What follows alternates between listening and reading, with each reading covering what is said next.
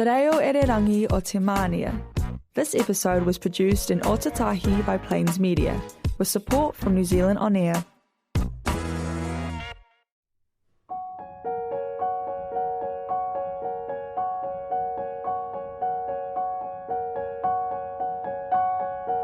Today, the oceans hold their breath as we journey into Ringlet and the Day the Oceans Stop, by Felicity Williams, published by Ahoy, an imprint of the Cuba Press in 2019. Join Libby as waves of mystery, courage and wonder sweep us into an unforgettable adventure.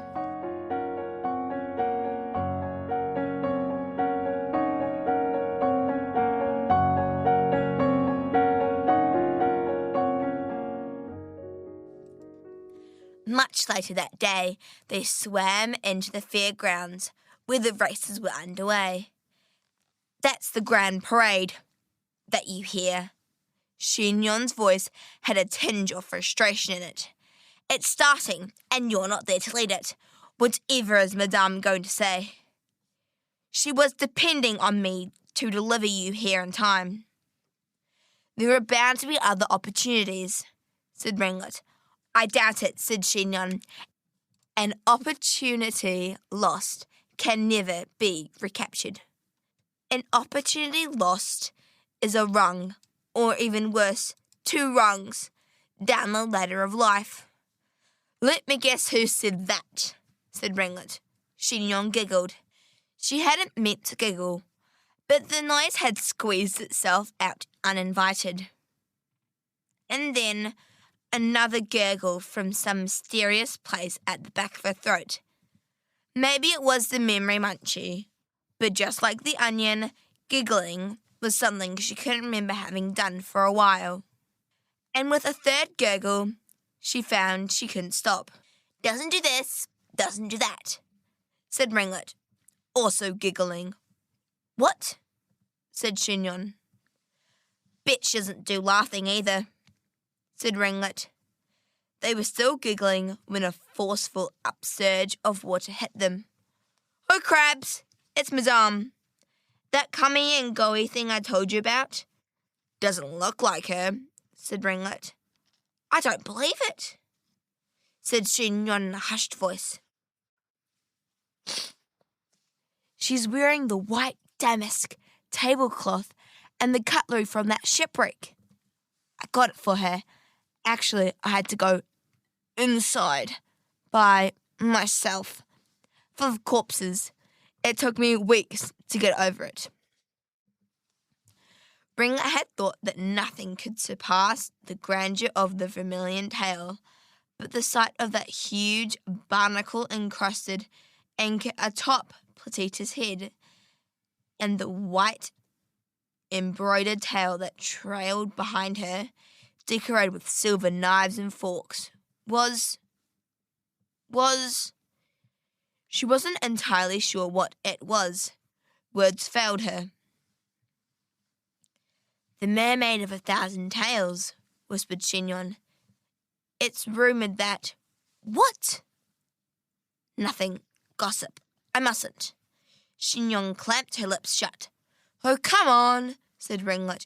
You can't start a story and not finish it. In that case, well, her father, her mother, her father. Some say he was... Shinyon blushed furiously. A chameleon prince, so lizard blood. Ew!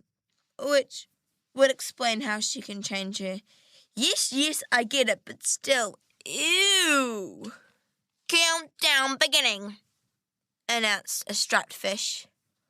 Over on racetrack number 1. Ringlet felt she had 1,000 questions, but a bell rang, and sea folk, mares, nixies, and everyone, in fact, who was behind Platita, scattered in a frenzy of bubbles. Take your place at the starting line. Nixies versus mermaids. Heat 1. Madame. Chignon made a perfect curtsy. Platita clicked her fingers, and the crab scampered up to his perch. Platita, 6th of the 7 stellar mermaids, welcome you to the annual Derby Day, the crab proclaimed. A loud pop was heard. That's the first heat starting. But I'm sure she'll fit you in somewhere. Platita looked at Ringlet. Her eyes swept from the pinnacle of La Pouf down to the last trickle of exterior tail fin. Ringlet felt the back of her neck prickle. Dear Stringlet, let's have a wee 360-degree look-see at you. Turn around. Ringlet swung around. My name's Ringlet, she said. You told me so. Yesterday? Ringlet, Stringlet. What's in a name? You're lucky to be called anything under these distressing circumstances. I, visited the hairdressers, have we, Stringlet? Yes, Chignon took me. Did she indeed? Platita swished her tail, and the clangor of knives and forks shattered the surrounding waters. So do I assume this hairdo, this overdone abandonment of convention, is the reason why you were late? Do I, Stringlet? Do I? A noise like a knife being sharpened escaped from Platita's lips. It took the form of a tiny blue dart, and it was headed, Ringlet noticed with alarm, straight towards Chignon. Chignon, dear Chignon. Ringlet gasped with relief as Platita drew in a breath and sucked the blue arrow back between her lips. Tell me, dear Chignon, whatever happened to brown shade number 14 and style number 5? It's on the list, is it not? That I myself took the trouble to etch on that designer slab. Yes, madame. But deviations from the norm give me palpitations. The grand parade has already been and gone, and the mermaid race has already started, sadly without you. Ms. Gelatinous, well, the hairstyle took. It didn't cost more than number 5. Chignon attempted a weak smile. Those who smile do so because they have found somebody else to blame for their problems, said Platita. The blue dart left her lips again. This time it did not get sucked back in. It hit Chignon in a small, accurate blast. And you are making such good progress. Ouch! Truly sorry, madame.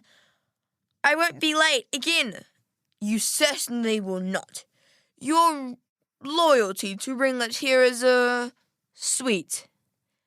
Misplaced, but sweet. A reward for your sweetness, therefore. Yes, a reward. Let me think. And it's my fault, thought Ringlet. All the time Chignon was trying to hurry me up, and I took no notice. She took a deep breath. She certainly does deserve a reward, madame. She never let me out of her sight for a single minute. Chignon smiled gratefully.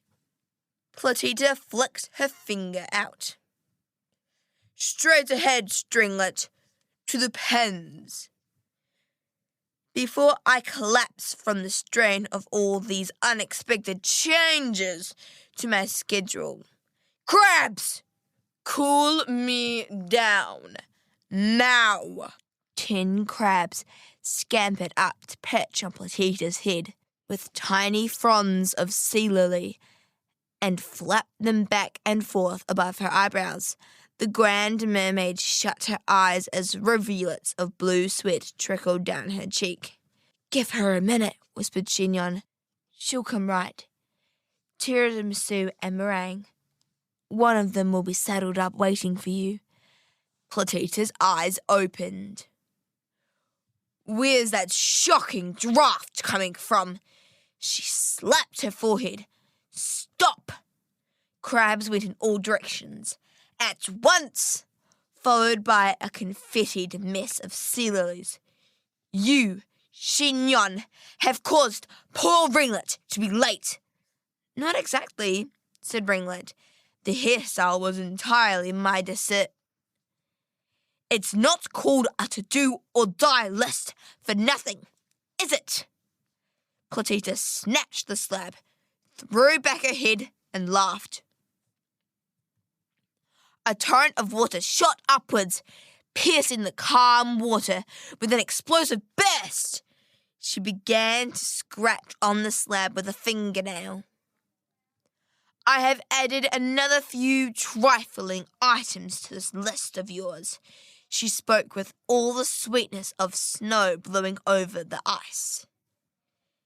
It has damaged my fingernail beyond repair, but that is nothing compared to the joy I feel about being able to remedy this unfortunate situation. She smiled charmingly. Both of you come with me. Platita, sixth of the 7 sailor mermaids, swept ahead of them into a large arena that marked the beginning of several long rows of seahorse pens. That's very nice of you, madame. Chignon's face had gone red. But please, can't I? It's Derby Day. At least watch the races. We could both watch the races, said Ringlet brightly. And then maybe I could help her get through those extra things on her list. Twice as quick with the two of us. I very much doubt that, said Platita. And while some might question my judgment in constantly allowing second chances, I am not running a democracy, am I? Yes, I mean, no, madame. Don't you? Glad we're on the same page. It is only because I care so deeply for you that I will allow you another chance to prove yourself to be the clever Mergirl that is buried inside of you. So, Xinyon, the privilege of becoming lead horse swim behind her is yours, and yours alone. Not an offer lightly made. She threw her head back and laughed. Yes, Xinyon, I am going to entrust you with the responsibility of keeping things clean behind each and every one of all those adorable seahorses. And contrary to what you both might think, she beamed at them, I have a large selection of snappy doggy do bags. But, madame, Xinyon curtsied 3 times. Yes, but, madame, repeated Ringlet helplessly. No need to thank me. The beam on her face stretched even wider until it found a home under the ears at each side of Platita's head. But a snappy bag won't be sufficient for this task, methinks. You'll find the horsey pooper scooper in the corner. Oh, please let her go to the races. Ringlet curtsied 3 times rapidly as well. She's never had a single day off. I'll do the cleaning up. Indeed you will not.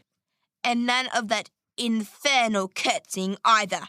Save your strength. You'll need it. Chignon's face dropped. The cheerful smile that was who she was had vanished. Ringlet's face did not drop, but her stomach did. She felt that her new best friend was teetering on the edge of an undertow, about to be swept away.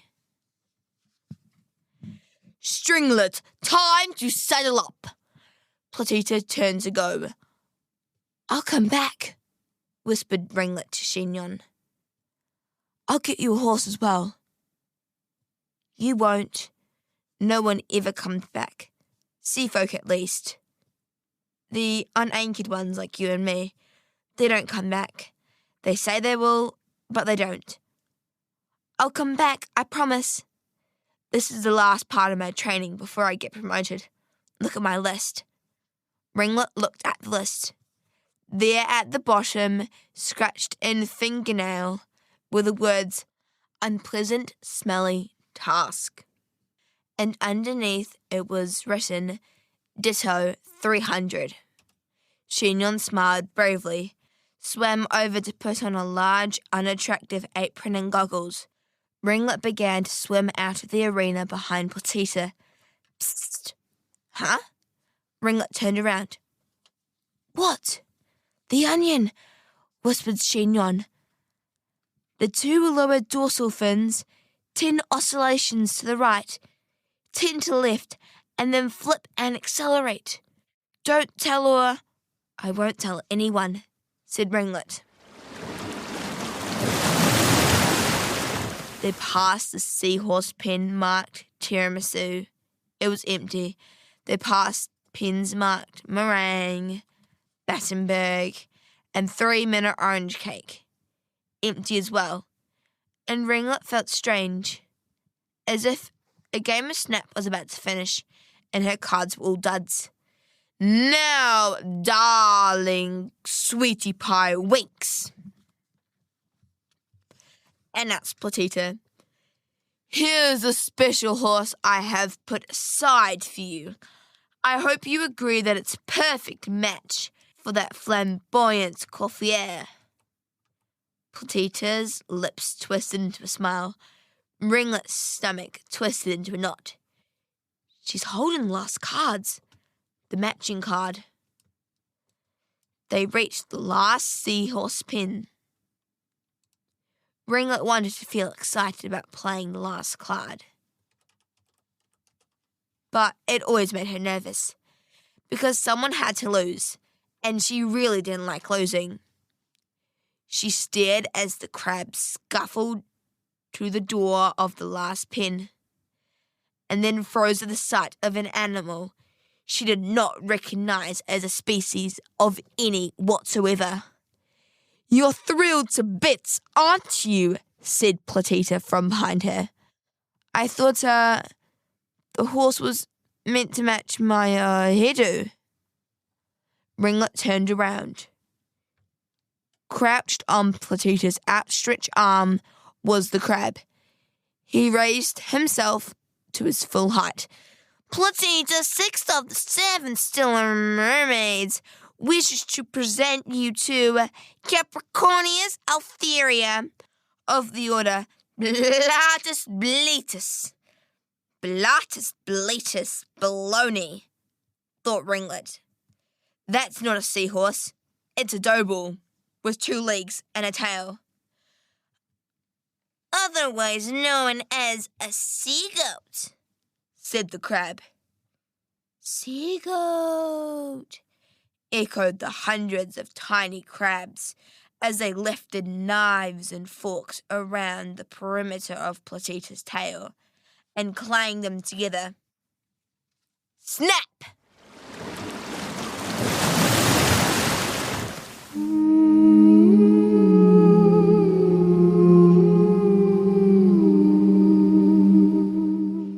Chapter 8. Ringlet plays the game. Platita, 6th of the 7 stellar mermaids, was watching Ringlet. I can see you're excited, and so you should be, because, sweetie pie wings, I've had Capricornius Altheria groomed especially for you. Look how those horns glisten. Once he starts, he cannot stop. And once he stops, he cannot start. Couldn't be simpler. But he's a goat, not a horse. Ringlet felt her voice sliding into desperation. This is never going to get me home to the Kelplands. a bit judgmental, are we? If you can't say or think something nice, then don't say or think it at all. And if you do not say something nice right now to Lumpy Custard, you'll hurt his feelings. As caring as I am to each and every one, I cannot be held responsible for his mental state. If you insist on clobbering his self-esteem in such a thoughtless manner. Ringlet thought frantically. I don't want to clobber anyone, except maybe for you. I'm sorry. What was that you said, Pie Winks? Boomed Platita. If you've got a voice, then use it. Ringlet looked at the goat. Yep. A dough ball with legs. Lumpy Custard, she said lamely. It's a nice name. Suits him, I guess. Indeed it does. Down to the depths of the ocean. Ringlet found herself staring straight into Platita's eyes. There was a flash across the pupil. It was like looking into an electric storm. She lurched backwards, because electric storms are best to avoid. And Platita's lips contorted backwards into a frown. Fine. If you aren't up to the challenge, I'll simply have to find someone else to... I'll ride Lumpy Custard in the race, madame.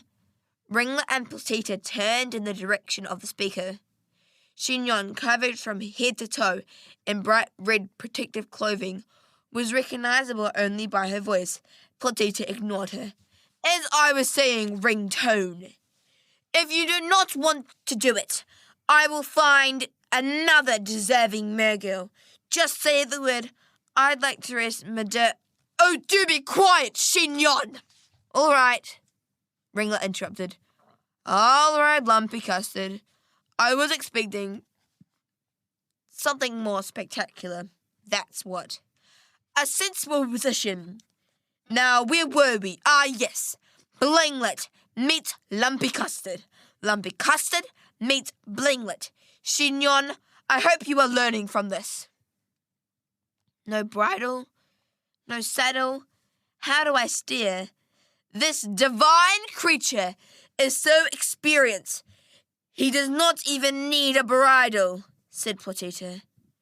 Here we go again, reading my thoughts. And I've told him exactly where to go. Plan B. And let me tell you, those other Mergirls would have torn the satin ribbons from their tails to be given this chance to ride my favourite Patty Pie Seagoat. But they simply did not have the right hairstyle, did they? That's the last time I get carried away by pictures and magazines. Precisely, said Platita. Huh? The oceans may have paused, but our adventure is far from over. Join Libby next Saturday at 9:30 a.m. as we continue exploring Ringlet and the Day the Ocean Stopped, by Felicity Williams, published by Ahoy, and imprint of the Cuba Press. Keep your curiosity alive and your hearts open, because the magic, mystery and wonder of the sea are waiting for us in the next chapter on Spin Me a Tale.